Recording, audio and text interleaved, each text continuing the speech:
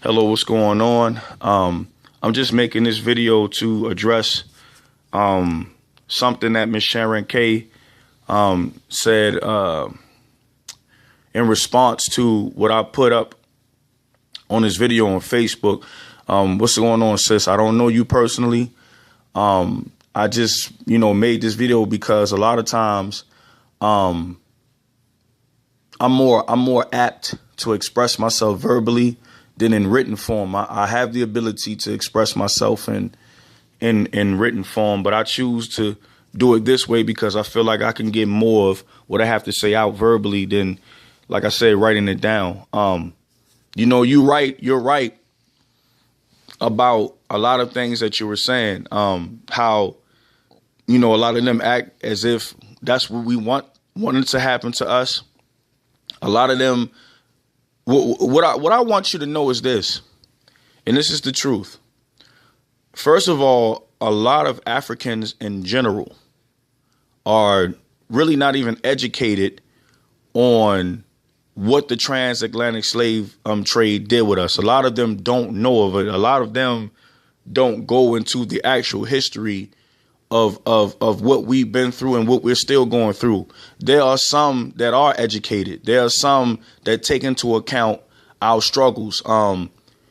You hear that a lot of times when a lot of people come from Africa and they go to our universities, or you may have a child that was born here in America by somebody who migrated from Africa or immigrated from Africa.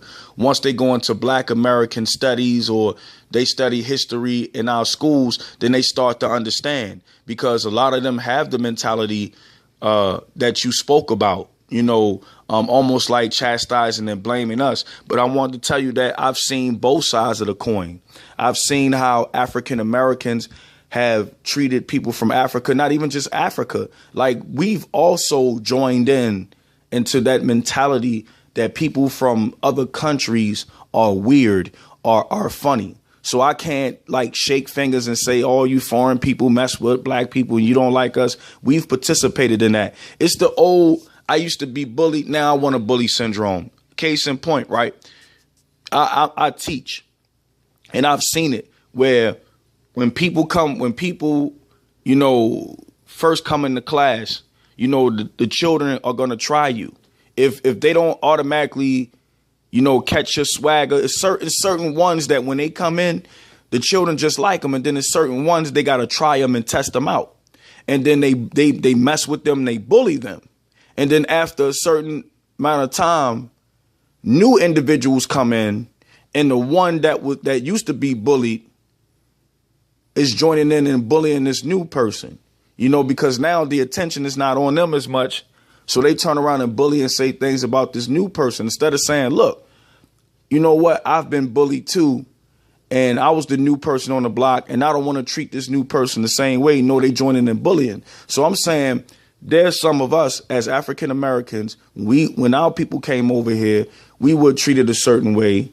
Even past slavery and all that, we were being made fun of because our features, the minstrel show, the blackface and everything like that. And as things died down, now you have people of color teasing and making fun of other foreign people. So I can speak for that side of the situation.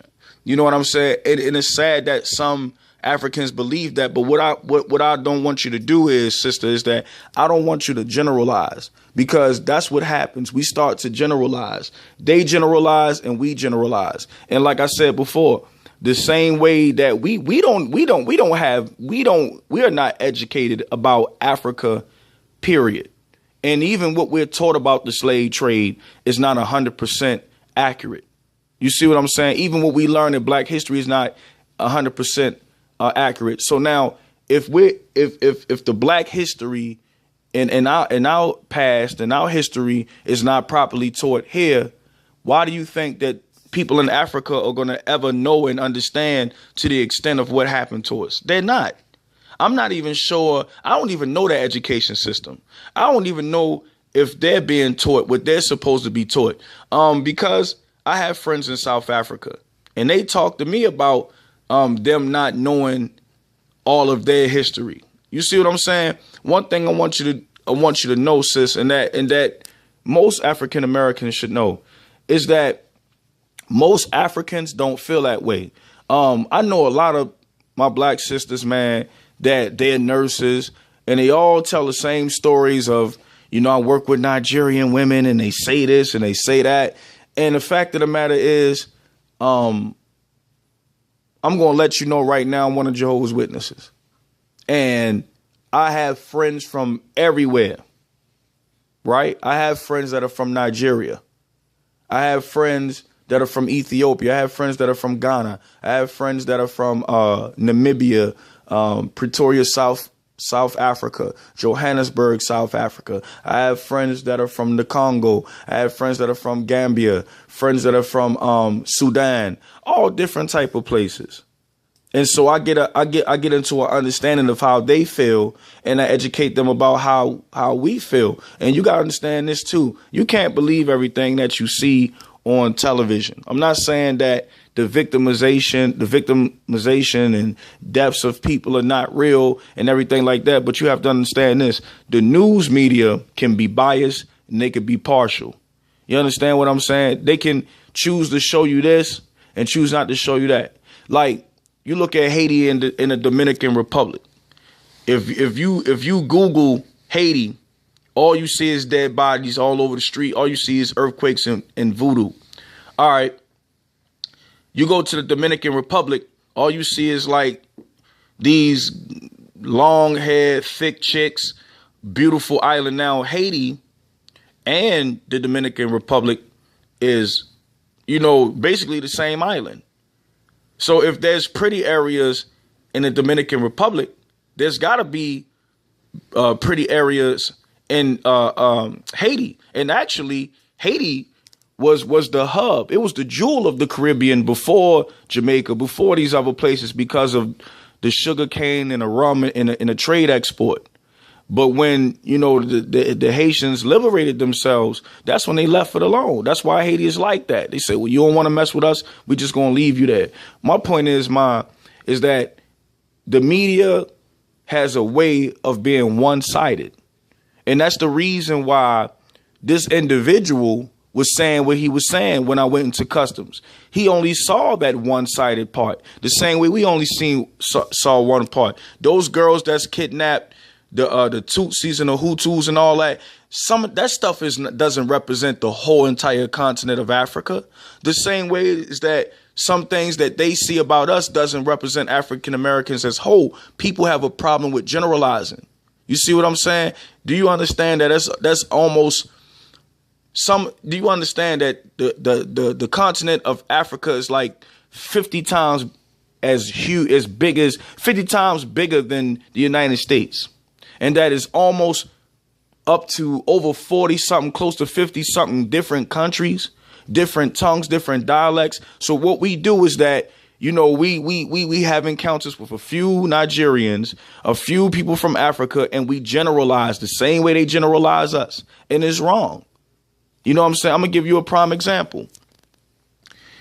I live in Atlanta now. I'm from Baltimore. I think I told you, I'm from Baltimore. Okay. We're from the Northeast. All right.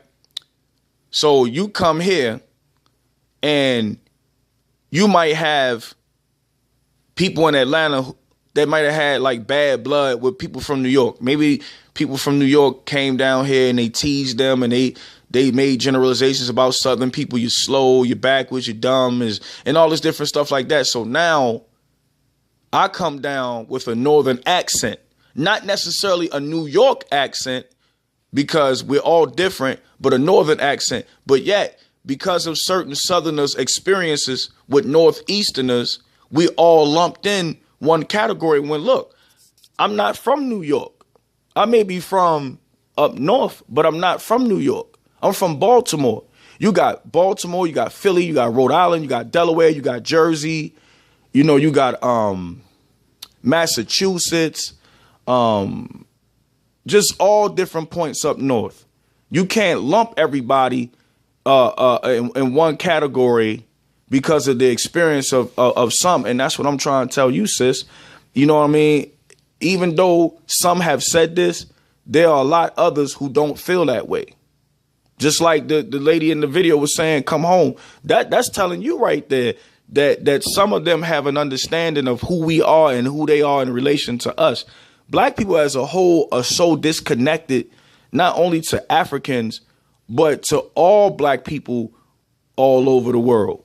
We don't have no concept of black culture outside of our vacuum and our understanding of it. So like I said, a lot of points you made, sister, was valid, but also too, you know, I've seen black people who make fun of Africans. You know, I've had a cousin that said, when you go to Africa, you're going to come back with a bone sticking through your nose. Or African people eat dirt and all this stuff like that. These are people who never heard no Africans say that you guys don't have no history. It's the stuff that they see on TV. So basically, if you look at the conversation, right? If you look at the conversation that I wrote up there that I had between the man and Customs, you would see that we both are dealing with being miseducated about one another. It's not about, what those Africans think or what black people think. The premise of what I wrote is that we're both being manipulated by the same entities. You see what I'm saying? And yes, some of us were sold by other African kings, but that was because of war. You know, tribes and stuff been fighting for the longest. You know, and humans have always had conflicts with other humans. You know, so we can't paint this romanticized vision of Africa either. There's always some type of internal conflict. The same way that people in Europe had internal conflicts, like the Irish against the Scottish. You know, it's always been like that. But that's not, you know, all of Africa. All Africans didn't sell us in slavery. Some kings fought and were overpowered. Some blacks were kidnapped. You see what I'm saying? So I'm personally not mad at any Africans, even the ones I hear say ignorant stuff, because people say things out of being miseducated. You know, like I told you before, man, you know, a lot of black people don't even, I'm going to tell you like this. I say to a person, yo, let's go get some Ethiopian food. And a person say Ethiopian food, what they food tastes like, man? Because, I mean, what do they even eat? Because every time I see a commercial, they starving. You know what I mean? Or you skinny like an Ethiopian, you black like an Ethiopian. And I'm like, in my mind, have you ever seen an Ethiopian woman? Do you know how beautiful them and a lot of Somalian women are? Not the stuff you see on TV, not somebody shriveled up into a raisin. I mean, beautiful Somalian, Sudanese, East African women, and West African women too. You see what I'm saying? Or how many black people know that Duke Ellington went to Ethiopia and met Haile Selassie? How many people know that the black brothers over here of the Tuskegee Air Regiment went to Ethiopia to help the Ethiopians fight the Italians when Mussolini tried to take over? The history between us and Ethiopia. You know what I'm saying? A lot of us don't even know that. So a lot of us focus more on a division between us and Africans instead of the actual closeness. You know what I'm saying, that we have. So sis, man, I just want you to educate yourself, man. You know, because what you're saying is true. But we can't solve anything by having the same dialogue. Like, you know, oh, they don't like us and we don't like, because the truth is, man, some of us as African Americans don't like each other for all types of reasons. You know what I mean? And like I said, I'm gonna just give you a little of my background, man. As far as I've been to Jamaica. I've been to Jamaica twice. I've been to Bermuda twice. I've been to Trinidad and Tobago. I've been to the Bahamas. I've been to Aruba, Barbados, and different things like that. I've been to Germany, been to Soweto, South Africa, Johannesburg, South Africa, and I'm planning to go back. And like I said, I've actually sat down with folks. You know what I'm saying? And if talked to them. And the thing is too, I'm gonna be truthfully honest with you. Here's the truth, sis. It's not every African, just like Africans shouldn't believe it's every American. And I'm going to tell you this. A lot of black people around the world admire us. And if you embrace their stuff, they embrace us. It's no different. It's just like if you come from up north and you don't embrace Southern culture, they're not going to mess with you. Same way a Southerner comes up north, if they don't embrace our culture and they don't respect our culture, we're not going to respect them if they don't take the initiative. If they feel like doing things my way is better than yours, we're not going to rock with them. The same way, if we feel like us doing things our way is better than yours and we won't even try, they're not going to rock with us. That's just any person from any other country. I just got a whole lot of friends because I'm willing to try their stuff. I'm willing to educate and sit down and listen to their perspective. I'm willing to be diverse. I have a willingness. I don't feel as though the way that I do something is the best. I get along with a lot of people from different countries, and I've actually turned over misconceptions about African Americans because, you know, I didn't allow myself to feel pride will have you feel like I don't want to get to know these people because I already know enough.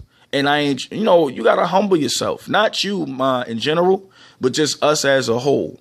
You know what I mean? And just know that it is what it is. I had a brother tell me that he said, man, I don't want to, you know, I'm not African, or I'm American. I'm not of African. I said, look, he said, because they sold us. I said, check this out, bro. I said, if you read the Bible, it tells you that even Joseph's own brothers sold him into slavery into the Egyptians. Yet at no time did you ever see Joseph deny his religion, deny his God, deny Yahweh, deny Jehovah at any time. Just because he was sold into slavery, into Egyptian slavery, that did not make him any less an Israelite or a Hebrew. You see what I'm saying? And he didn't deny it. He didn't even deny his brothers. You see what I'm saying? So I'm saying just because we were sold or we would whatever, it doesn't make us any less African or African descendants. It doesn't. That's the truth. Matter of fact, you said we don't know where we from. I'm going to take a DNA test pretty soon, and hopefully you subscribe to my channel, and you know what I'm saying, and you find out the results, because I'm gonna put the results up there. I'm gonna even take a video of me just going through the process. All right, sister.